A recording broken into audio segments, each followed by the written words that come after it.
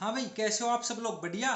तो आज की इस वीडियो में हम बात करने वाले हैं जो हमारा पेपर चल रहा है reading and reflecting on text का, इसके कुछ और इम्पोर्टेंट टॉपिक। तो चलिए शुरू करते हैं। आज के लिए पहला जो टॉपिक है इस वीडियो में डिस्कस करने वाले हैं पिक्चर डिस्क्रिप्शन। पिक्चर डिस्क्रिप्शन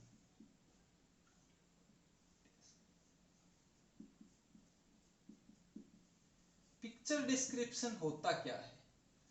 तो जो पिक्चर डिस्क्रिप्शन है दोस्तों, वो बहुत ही सिंपल कॉन्सेप्ट है, आपने सुना भी होगा। जैसे इसमें आपने कोई पिक्चर दिखाई बच्चे को, या फिर आप ही पिक्चर डिस्क्रिप्शन कर रहे हो, तो इसमें होता क्या है, पाठ्यक्रम जो होता है उससे संबंधित एक ऐसा डिजाइन तैयार करना होता है। इसमें मतलब मेंटल इमेज के आधार पर पूरा दृश्य बना लेते हैं, ठीक है।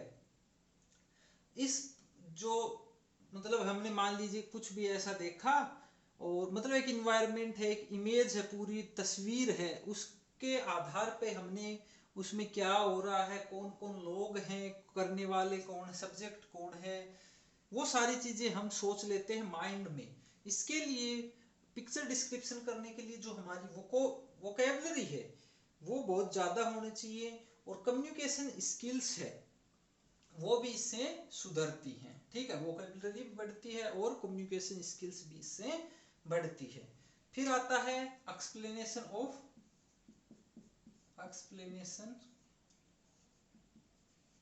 आइडियाज। एक्सप्लेन करना किसी भी आइडिया को, सिंपल सा कॉन्सेप्ट है। Explanation of ideas. Explanation of ideas क्या होता है? देखिए, कोई भी आइडिया जो हम सुनते हैं या किसी काम के प्रति कोई आइडिया जब हमारे दिमाग में आता है, तो उस विचार को अपने जो आइडिया है उसको थोड़ा हम मॉडिफाई करके उसके बारे में हम सोचते हैं, घुमा फिरा कर एक नया आइडिया तैयार कर लेते हैं, नया विचार बनाते हैं, उसी को कहते हैं एक्सप्लेनेशन ऑफ आइडिया। ये विभिन्न प्रकार के, ये जो है ये विभिन्नता लिए होते हैं। विभिन्नता मतलब डिफरेंशिएशन, ठीक है। फंक्शनल होते हैं, टिकाऊ भी होते हैं, क्योंकि हमारी मानसिक जो प्रक्रिया है उससे ये उत्पन्न हुए होते हैं, सोच के हम उत्पन्न करते हैं, ठीक है। ये हो गया एक्सप्लेनेशन ऑफ आइडियाज। फिर आता है एजेंडा। एजेंडा क्या होता है?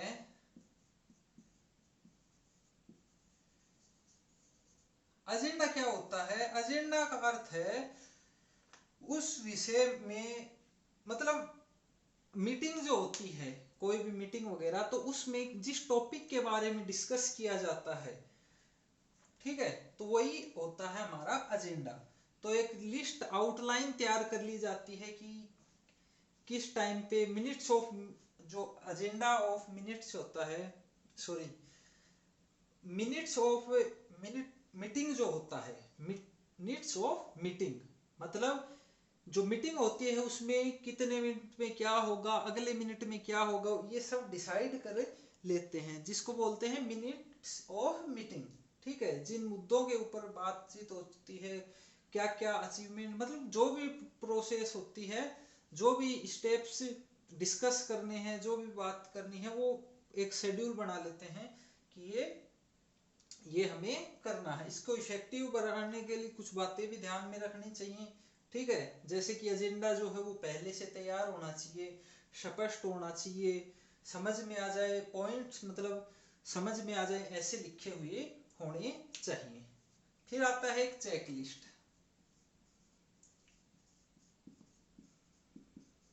चेकलिस्ट क्या होता है? चेकलिस्ट उन सब चीजों की लिस्ट होती है जिन्हें आप करना चाहते हैं, जो कार्य आप करना चाहते हैं, ऐसी जानकारी जो आप पाना चाहते हैं। चेकलिस्ट जो होती है वो हमारे कार्य को संपूर्णतः स्थायित्व प्रदान कर देती है। यानी हम चेकलिस्ट बना लेते हैं जो हमें करना, मान लीजिए कल मुझे ये करना है, उसके बाद ये करना है, ये करना है, ये करना है, ये चेकलिस्ट बना ली मैंने, कर दिया तो टिक लगा दिया, नहीं किया तो ऐसे कर दिया, ठीक है। ये हो गई चेकलिस्ट। एक मतलब ध्यान में रखने के लिए करते हैं, जिन बातों को, पॉइंट्स को हमें ध्यान में रखना है, ये हम करते हैं। इसके बाद आता है एक point, note taking. Note taking क्या होता है, देखिए जब भी हम पढ़ते हैं, कोई लेक्चर लेते हैं, तो जो जानकारी हम गेन करते हैं उनको हम शॉर्ट शॉर्ट अपनी लैंग्वेज में लिखते जाते हैं, ठीक है। इसमें छोटे छोटे पॉइंट्स बना के लिख लेते हैं, कई बार कोई डायग्राम वगैरह भी बना लेते हैं, ताकि जो समझने में, बाद में समझने में हमें आसानी हो। इसमें चिन्ह वगैरह का, स्केच वगैरह का भी वो जो प्रयोग है हम कर लेते हैं, ठीक है। नोट टेकिंग के कुछ मेथड्स भी हैं, वो भी हम देख लेते हैं एक बार।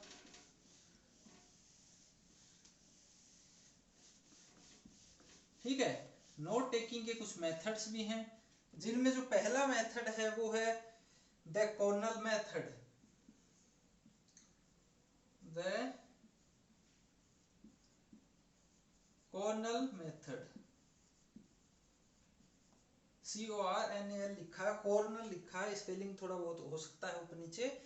तो ये कक्षा के दौरान तैयार किया जाता है। इसके अंदर काफी पॉइंट्स याद रखने होते हैं, जैसे रिकॉर्ड हो गया, रिड्यूस हो गया, रिसाइट हो गया, रिफ्लेक्ट हो गया, रिव्यू हो गया, रिकैप्चुलाइजेशन हो गया,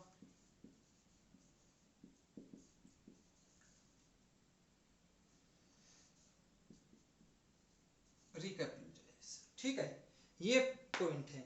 अब देखिए रिकॉर्ड क्या होता है, जो नोट टेकिंग होती है उसके दौरान जो भी जानकारी संचित की जाती है वो होता है रिकॉर्ड।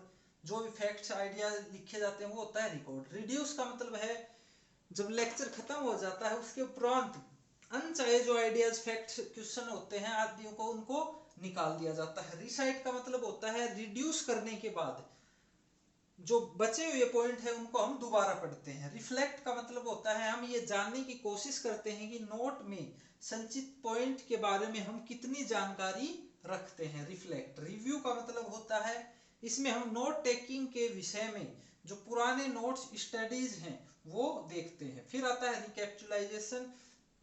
रिकैप्चुलाइजेशन क्या होता है, इसके अंतर्गत है ना, हमारे पास जो भी पूर्व तथा नए नोट्स होते हैं उनके ऊपर विचार करते हैं तथा आइडियाज एकत्र करते हैं और जो कीवर्ड्स हैं वो हम बनाते हैं। ये होता है रिकैप्चुलाइजेशन। इनके अलावा एक और मेथड होता है SQ3R, survey, question, read, recall, review. 3R है ना, सर्वे, क्वेश्चन, रीड, रिकॉल और रिव्यू। इसके अलावा एक होता है concept map and mind map.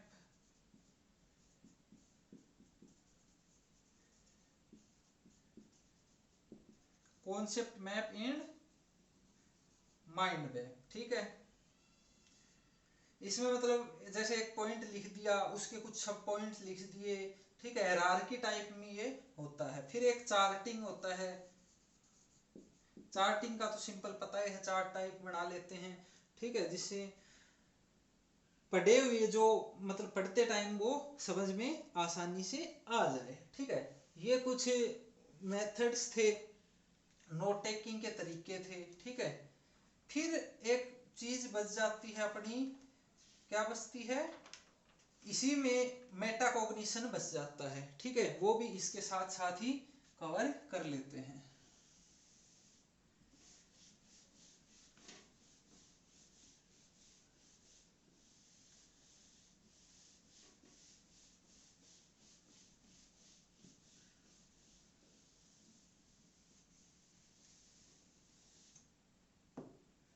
Metacognition,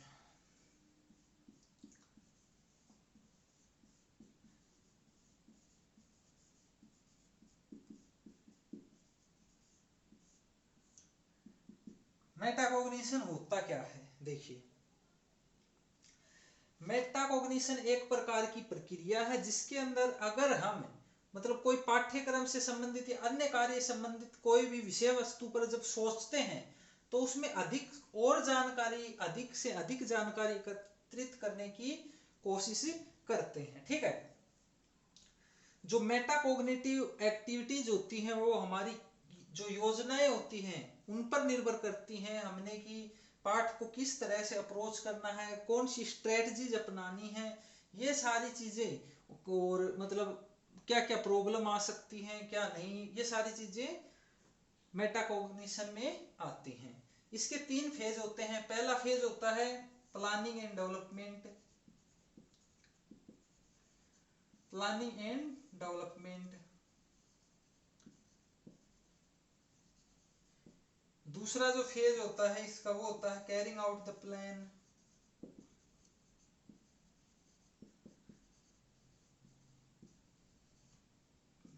तीसरा जो फेज होता है examining how well it done, मतलब ये कितने अच्छे इफेक्टिव तरीके से हुआ है, इसको एग्जामाइन करते हैं, मूल्यांकन करते हैं। ठीक है, ये कुछ इसके फेज हैं। फिर आता है मेटाकोग्निशन के लाभ क्या हैं। लाभ, मेरिट्स, मेटाकोग्निशन के मेरिट्स क्या क्या हैं। तो मेरिट्स क्या क्या है, इनकी पूरी पीडीएफ मिलेगी। ठीक है, तो कोई टेंशन लेने की बात आपको नहीं है। पहली बात, एक्सपीरियंस मिलता है, अवेयरनेस होती है, स्किल्स इंप्रूव होती हैं। ठीक है, तो ये इसके कुछ मेरिट्स हैं। फिर एक्टिविटीज कौन सी करवानी चाहिए, जो एक्टिविटी बच्चे अच्छे से जानते हैं, ठीक है, वो सिखानी चाहिए, मतलब उनको ध्यान में रखना चाहिए। ऐसी एक्टिविटीज जिनके बारे में वो बातचीत कर सके, उनको नॉलेज हो। ठीक है, फिर आइडेंटिफाई करना, इंप्लीमेंट करना, ये सारी चीजें करते हैं। ठीक है, तो ये है मेटाकोग्निशन के अंदर कुछ चीजें। कुछ चीजें सिर्फ आपको मिलेंगी, वो जो पीडीएफ आपको मिलेगी उसके अंदर। फिर इसको मेटाकोग्निशन जो होता है इसको इम्प्रूव कैसे किया जाए, ये भी एक बात है छोटी सी। इम्प्रूव कैसे किया जाए, इम्प्रूव करने के लिए देखिए 3 फेज होते हैं, पहले, बीच में और बाद में। तो पहले क्या किया जाए, मतलब बिफोर मेटाकोग्निशन, इसके अंदर जो प्रीवियस नॉलेज होती है वो आती है। बच्चा, छात्र जो है क्या अचीव करना चाहता है वो आता है। सबसे पहले क्या करना है वो चीज आती है। फिर आता है ड्यूरिंग। ड्यूरिंग में क्या करना है, मतलब जो काम मैं कर रहा हूं वो क्या सही कर रहा हूं, इसमें थोड़ा चेंज कैसे लाया जा सकता है, जो काम कर रहा हूं विभिन्नता लाने के लिए मेरी कौन हेल्प कर सकता है, ये आता है ड्यूरिंग में। फिर आता है आफ्टर। आफ्टर में क्या आता है, ये चीज देखते हैं कि मेरा जो काम है क्या वो सही हुआ है, क्या मैंने जो काम किया है वो और इफेक्टिव तरीके से किया जा सकता था। ठीक है, ये सारी चीजें देखते हैं। फिर आती हैं strategies, strategy to improve metacognition. Strategies to improve metacognition, क्या क्या स्ट्रेटजीज हैं देखिए। प्रैक्टिस से ये बढ़ाई जा सकती है, बच्चों को प्रैक्टिस देनी चाहिए बहुत सारी। ठीक है, अपॉर्चुनिटीज देनी चाहिए। ठीक है, काम करने की, सेमिनार हो गए, प्रोजेक्ट वर्क हो गए, वर्कशॉप हो गई, ये सब चीजें देनी चाहिए। और एक चीज और है, बिफोर लेक्चर, उसके बीच में, आफ्टर, बच्चों को मतलब गाइड करते रहना चाहिए जो भी वो काम कर रहे हैं उसके बारे में।